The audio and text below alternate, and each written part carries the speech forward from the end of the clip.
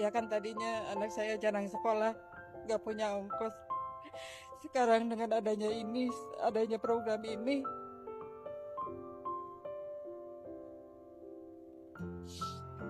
jadi bisa menabung buat ongkos. Ada anak saya jadi bisa makan makanan bergizi.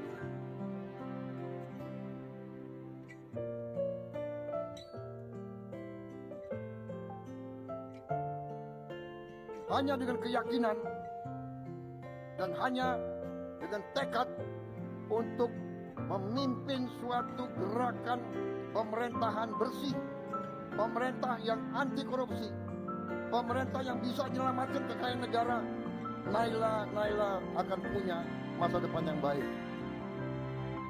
Suatu saat nanti kalau beta sudah jadi orang sukses, semua itu karena Bapak penguluran